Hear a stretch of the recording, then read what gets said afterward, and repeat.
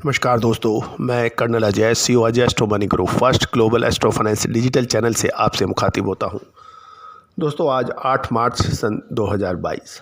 आपको याद होगा, सोयाबीन में हमने अद्भुत तेज़ी की बात कही थी लगभग 45 दिन पहले, जब भारत सरकार ने NCDEX के ऊपर सोयाबीन और पाम ऑयल के ट्रेडिंग के ऊपर बैन किया था।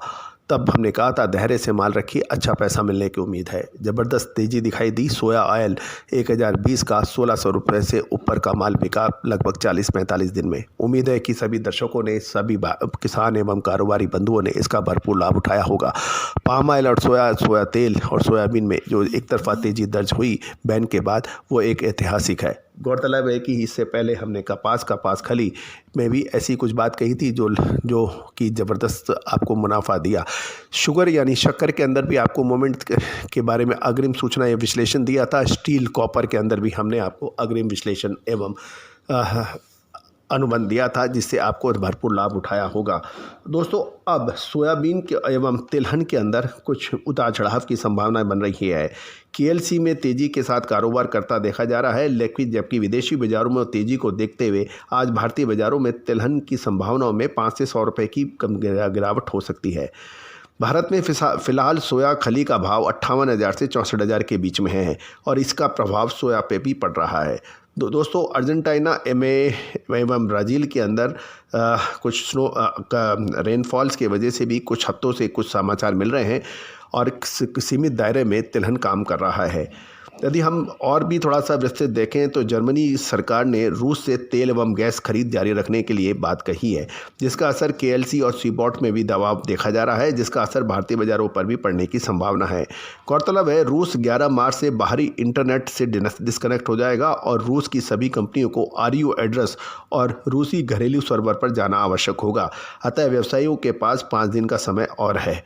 US इनबाउंड पर साइबर हमले शुरू हो चुके हैं। आने वाले दिनों में कुछ और अधिक संभावना बन सकती है। अर्जेंटीना के मक्का और सोया फसलों में उनके देर से विकास के एवं चरणों में मदद मिलेगी। यदि हम कृषि मौसम विशेषज्ञों की बात बताएं तो फसल की शुरुआत के अंदर समर्थन मिल सकता है। यूक्रेन से भी समाचार मिल रहे हैं कि वहाँ के जो कॉमर्शियल शिपिंग है यानी बंदरगाह जो है वो बंद है। रूस के खिलाफ पश्चिमी प्रतिबंधों को गहरा करना आयातों को सौदों में प्रवेश करने में हतोत्साहित कर सकता है। ब्लैक सी यानी काला सागर के क्षेत्र से आपूर्ति को भी प्रभावित कर रहा है। गौरतलब है कि इससे गेहूं और मक्का के अंदर काफ़ी तेज़ी की संभावना बन रही है। सबसे ज़्यादा वीट यानी गेहूं के, जिसके अंदर हम आपने आपको एडवांस में तेज़ी की बात कही थी, वो गेहूं में एक तरफा तेज़ी दर्ज हो रही है। गौरतलब है कि रूस वीट यानी गेहूं का सबसे बड़ा निर्यातक देश है और 5वां नंबर यूक्रेन का आता है। दोनों का कंबाइन करें तो ये लगभग 29 से 30% वर्ल्ड गेहूँ एक्सपोर्ट में इसका हिस्सा है। यूरोपियन संघ के गेहूँ की निर्यात की मांग पिछले सप्ताह काफ़ी बढ़ी है और उम्मीद है कि यूक्रेनी बंदरगाहों के बंद होने से रूसी गेहूँ का व्यापार करने के लिए डीलर के जो अनविलिंग है के बाकी जो देश हैं इसका पूरा फ़ायदा उठा सकते हैं। भारत भी इसमें प्रमुख है। भारत के पास गेहूं का पर्याप्त स्टॉक है और भारतीय गेहूं की डिमांड पूरे वर्ल्ड के अंदर लगातार बढ़ती देखी जा रही है और एक्सपोर्टर्स के पास काफ़ी अच्छी इंक्वायरियाँ लगातार बढ़ रही हैं। तो दोस्तों, ये था तिलहन के ऊपर अपडेट आज 8 मार्च सन 2022। MP सोया प्लांट्स के क्या भाव है वो भी हम चर्चा कर देते हैं। सबसे पहले हम सावरिया से 7700 के भाव है, 150 रुपये की तेज़ी है। MS सॉल्वेक्स 7800 रुपये, 200 रुपये की तेज़ी है और कोरोनाशन 7600, 100 रुपये की तेज़ी। रुचि 7600, 100 रुपये की तेज़ी। AVI 7600, यहाँ 50 रुपये की तेज़ी बता रहे हैं। अंबिका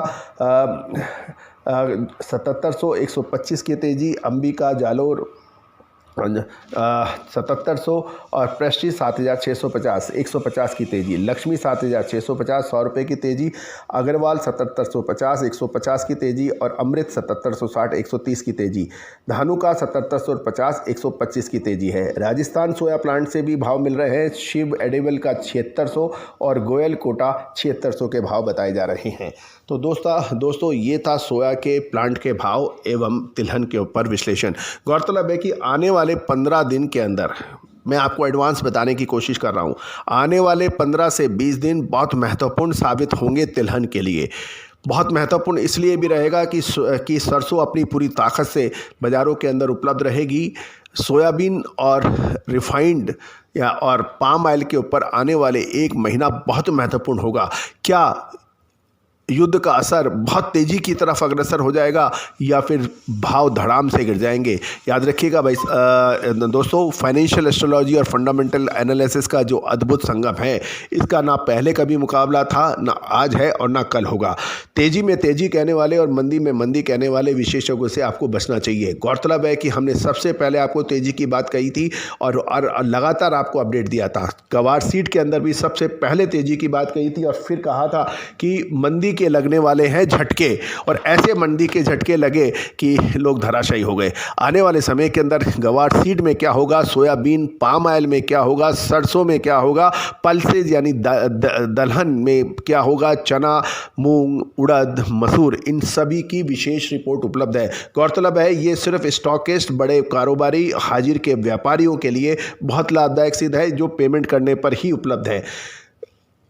वही हमसे संपर्क करें जो कारोबारी हैं और स्टॉक हाजिर का फिजिकल का काम करते हैं। All the very best, good luck, happy trading.